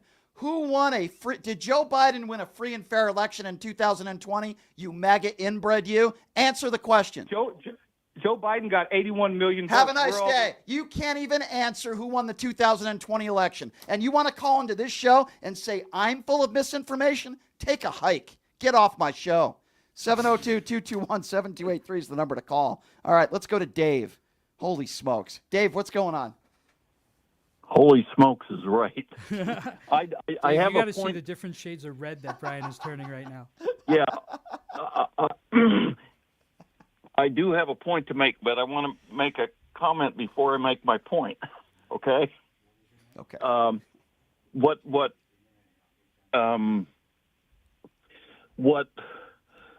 impresses me or influences me is watching Jay, and he sits there on your podcast, and he has absolutely no emotions, none. Everything that comes out of his mouth is like he doesn't have to deal with it, right? I have a brother who's a multi-millionaire, and he's the same way. He just I guess doesn't money have can to do that deal to you. with It makes it calms So- you. Well, I mean, I So, could get emotional but- and start screaming, and that doesn't change Yeah. the facts. I mean, Well, yeah, right. Okay, but I would like to ask for a response to an editorial in USA Today by Rex Hupke, and I'm going to just draw out one little point here, and I'd like Jay to respond to this, and you, Brian. Voters chose Trump. He won. Cruelty won. Bullying won. And that's who America is right now. We are Trump. Yep. And we will own every bit of the shameful and painful and embarrassing things he does in the future. We are not, quote unquote, better than this anymore. We lost the right to be better than this, to make that claim the moment the presidential race was called. I don't disagree, Jay. Go ahead. well, I think that's an Yeah, I'd like a response. I think that's an oversimplification. I think there's a lot of factors to consider in this election. And with Kamala Harris, I saw a deep recession, if not a depression, and global war. And, you know, if Donald Trump says some not nice things, and there's a lot he does that I don't agree with, a lot he says that I don't appreciate. But Kamala Harris, a Great Depression and a global war is worse. Anything else you want to add to that? Is he done? Okay. Thank you for the call, my You friend. mean Jay or me? You, Dave. Jay Go or ahead. me? You. Oh, yeah. I mean, there could be a book, but that's just this kind of a smug response that you get, and I guarantee you, this guy voted for Trump. Okay, you brought him on, and you said he's the biggest contributor to the Democratic Party. He was. Yeah. Or you? Is that a fair Oh my statement gosh. to make? We're lost. We are totally lost as a country. We're lost. We're in deep, way over our heads because of that guy that you have on right now. Well, We're I don't in think deep. I don't think it's. I'm not going to put it all on Jay. There's a lot of other people that voted for Donald Trump as The well. majority of the country voted But for I Donald think Trump. I think well, the majority of the people that voted. I wouldn't say the majority of the country. The majority of the people that there's a lot of Fair people enough. that didn't vote. Let's go to Kathy. Kathy's next. Kathy, I got about a minute for you. Go right ahead. I'm just wondering how Jay could consider Trump a better choice when the man had our top secret things at Mar-a-Lago and is now entrusted with, as president, our The trust question, right? I get what you're asking. Yeah. Yeah, let's ask Jay about the trust question, and I appreciate the call. Go ahead, Jay. Well, and again, there's things I don't agree with. He was discussing reacting to the nuclear issue with North Korea at Mar-a-Lago at a dinner table in an open patio.